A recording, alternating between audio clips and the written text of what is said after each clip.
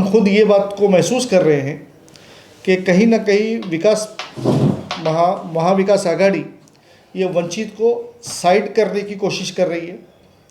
आदरणीय प्रकाश अंबेडकर साहब को पीछे रखने का काम महाविकास आघाड़ी की तरफ से हो रहा है, ऐसा हमको समझ में आता है।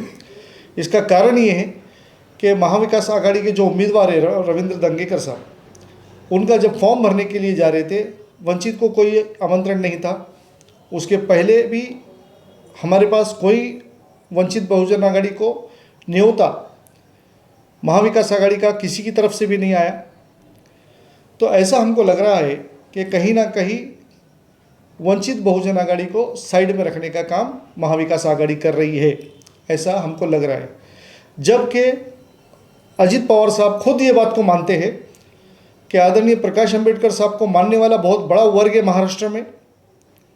वंचित बहुजन आघाड़ी की बहुत बड़ी ताकत है, जो पिछले इलेक्शन हो गए जिसमें लाखों वोट वंचित बहुजन आघाड़ी ने लिया और ये प्रूफ किया कि वंचित बहुजन आघाड़ी की एक इंडिविजुअल बहुत बड़ी ताकत है। इस चीज़ को अगरचे महाविकास आघाड़ी निगलेक्ट करती है, नज़रअंदाज करती है, तो इसका परिणाम ये जो उम्मीदवार महाविकास आघाड़ी का इस पे हो सकता है और इसका खापर वापस फिर एक बार वंचित बहुजन आघाड़ी पर टूट सकता है। Everyone, please follow, like, share, comment and subscribe the Samyak Kranti channel. Thank you. अभी हमारे सामने वंचित बहुजन आघाड़ी पुणे शहर कार्यकारिणी है और पुणे शहर के अध्यक्ष माननीय मनोहर कुरैशी हमारे साथ है और उनकी जो कार्यकारिणी वो भी हमारे साथ है। हमने अभी देखा कि जो पुणे के इलेक्शन हो रहे उस इलेक्शन में जो फॉर्म की प्रक्रिया हुई, चुनाव की प्रक्रिया हुई, उसके साथ वंचित बहुजन आघाड़ी दिखाई नहीं दी, जबकि शिवसेना के साथ वंचित बहुजन आघाड़ी का अलायंस है और महाविकास आघाड़ी के साथ जो फॉर्म भरने की प्रक्रिया हुई उसमें वंचित की भूमिका नज़र नहीं आई, वंचित के कार्यकर्ता नज़र नहीं आए। सर क्या कहेंगे इसके बारे में? जो चुनाव हो रहे तो आप उस महाविकास आघाड़ी की प्रक्रिया है चुनाव की, उसमें शिवसेना के साथ नज़र नहीं आई, महाविकास आघाड़ी के साथ नज़र नहीं आई और ये जो चुनाव है ये एक महत्वपूर्ण चुनाव है, एक ट्रेलर है जो अगले साल बड़े चुनाव होने वाले हैं। तो आप क्या कहेंगे इस चुनाव के बारे में और आपके आघाड़ी के बारे में, अलायंस के बारे में? आदरणीय प्रकाश अंबेडकर साहब ने जो शिवसेना के साथ अलायंस किया है और आदरणीय प्रकाश अंबेडकर साहब ने जो स्टेटमेंट दिया है कि वंचित बहुजन आघाड़ी शिवसेना के साथ ठामपने खड़ी रहने वाली है। 100% शिवसेना को हमारा पूरा पाठिंबा है, ऐसा आदरणीय प्रकाश अंबेडकर साहब ने भी कहा है। और शिवसेना का अलायंस महाविकास आघाड़ी की तरफ से भी है, तो इनडायरेक्टली कहीं ना कहीं वंचित बहुजन आघाड़ी ये महाविकास आघाड़ी से जुड़ जाती है। लेकिन आज हम खुद ये बात को महसूस कर रहे हैं कि कहीं ना कहीं महाविकास आघाड़ी ये वंचित को साइड करने की कोशिश कर रही है। आदरणीय प्रकाश अंबेडकर साहब को पीछे रखने का काम महाविकास आघाड़ी की तरफ से हो रहा है, ऐसा हमको समझ में आता है। इसका कारण ये है कि महाविकास आघाड़ी के जो उम्मीदवार है रविंद्र दंगेकर साहब, उनका जब फॉर्म भरने के लिए जा रहे थे, वंचित को कोई आमंत्रण नहीं था। उसके पहले भी हमारे पास कोई वंचित बहुजन आघाड़ी को न्योता महाविकास आघाड़ी का किसी की तरफ से भी नहीं आया। तो ऐसा हमको लग रहा है कि कहीं ना कहीं वंचित बहुजन आघाड़ी को साइड में रखने का काम महाविकास आघाड़ी कर रही है, ऐसा हमको लग रहा है। जबकि अजित पवार साहब खुद ये बात को मानते हैं कि आदरणीय प्रकाश अंबेडकर साहब को मानने वाला बहुत बड़ा वर्ग है महाराष्ट्र में। वंचित बहुजन आघाड़ी की बहुत बड़ी ताकत है, जो पिछले इलेक्शन हो गए जिसमें लाखों वोट वंचित बहुजन आघाड़ी ने लिया और ये प्रूफ किया कि वंचित बहुजन आघाड़ी की एक इंडिविजुअल बहुत बड़ी ताकत है। इस चीज़ को अगरचे महाविकास आघाड़ी निगलेक्ट करती है, नज़रअंदाज करती है, तो इसका परिणाम ये जो उम्मीदवार महाविकास आघाड़ी का इस पे हो सकता है और इसका खापर वापस फिर एक बार वंचित बहुजन आघाड़ी पर टूट सकता है। और हम चाहते हैं कि किसी भी तरह से बीजेपी को रोकना चाहिए आज अलायंस करने का हमारा कारण ही यही है कि हमको बीजेपी को रोकना है पूरे इंडिया में और महाराष्ट्र में। तो आदरणीय प्रकाश अंबेडकर साहब की जो भूमिका है उसको, उसका सम्मान महाविकास आघाड़ी ने करना चाहिए और वंचित बहुजन आघाड़ी को साथ में लेके करना चाहिए, ताकि आज ये पोट निवडणूक है ये सिर्फ ट्रेलर है।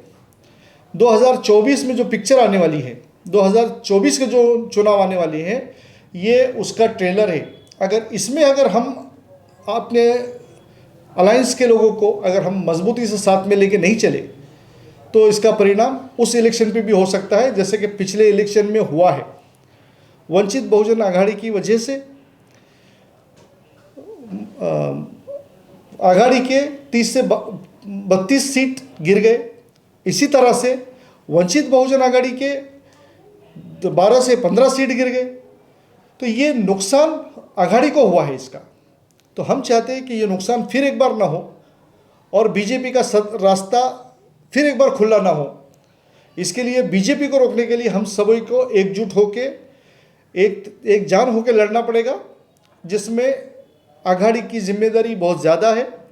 और जिस तरीके से इनका एटीट्यूड इस तरीके से है कि वंचित बहुजन आघाड़ी या आदरणीय प्रकाश अंबेडकर साहब को बाजू में किया जाए, और मीडिया में तो हम साथ में हैं ऐसा बताते हैं, लेकिन प्रैक्टिकली उनको साइड करने का काम किया जा रहा है, ऐसा हमको समझ में आया।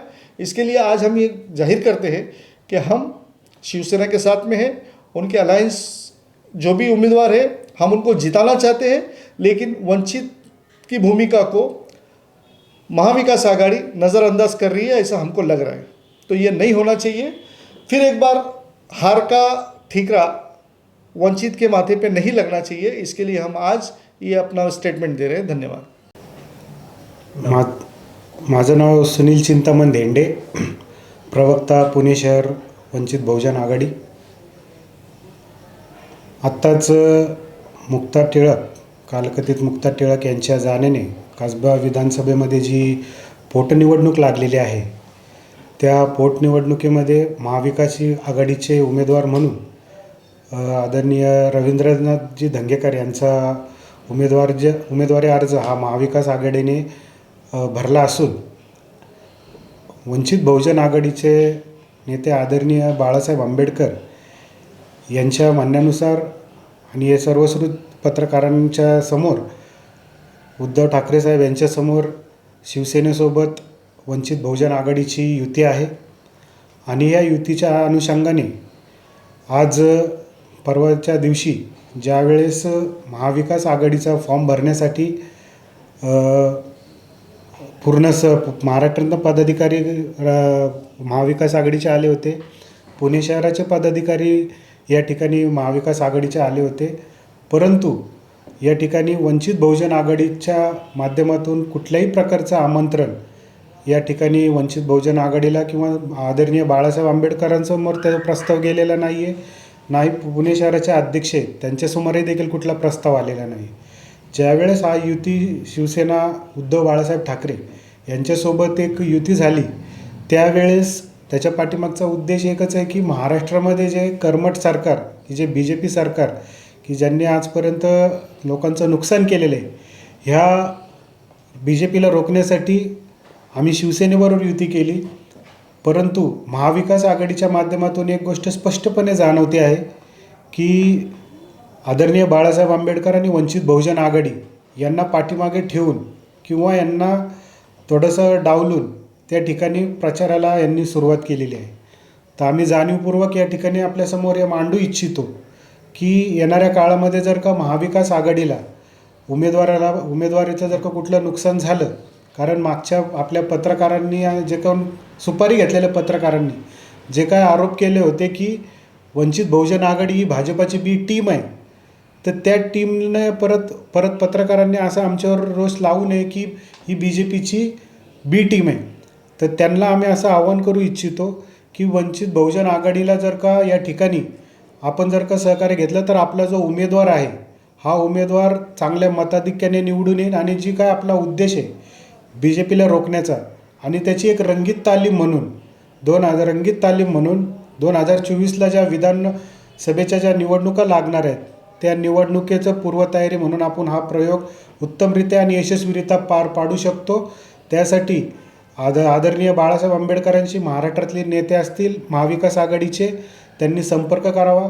पुणे शहरामधनं आमचे शहराचे अध्यक्ष सन्माननीय मुनवरभाई कुरैशी यांच्याशी संपर्क साधावा, जेणेकरून चांगल्या मताधिक्याने येणाऱ्या काळामध्ये आपण हे जो काही विजयाची घौडदौड किंवा जी काही काँग्रेसची परंपरा किंवा महाविकास आघाडीची जी परंपरा, असं म्हणता येईल की काँग्रेस आणि राष्ट्रवादीची जी काही विजयाची जी परंपरा खंडित झालेली, तिला कुठेतरी गती देण्याचं काम वंचित बहुजन आघाडीच्या माध्यमातून होऊ शकतं. त्यासाठी मी सर्व महाराष्ट्रातील महाविकास आघाडीच्या पदाधिकाऱ्यांना आवाहन करतो की त्यांनी सध्या बाळासाहेब आंबेडकर यांच्याशी संपर्क साधावा किंवा पुणे शहरातील पदाधिकाऱ्यांनी सन्माननीय अध्यक्ष माननीय मुनवरभाई कुरैशी वंचित बहुजन आघाडी यांच्याशी संपर्क साधा. एवढंच आव्हान आम्ही या ठिकाणी आजच्या आपल्या पत्रकारांसमोर करू इच्छितो. आणि जे काही महाविकास आघाडीचे उमेदवार आहेत त्यांना आमच्या वंचित बहुजन आघाडीच्या वतीने त्यांना खूप खूप शुभेच्छा देतो.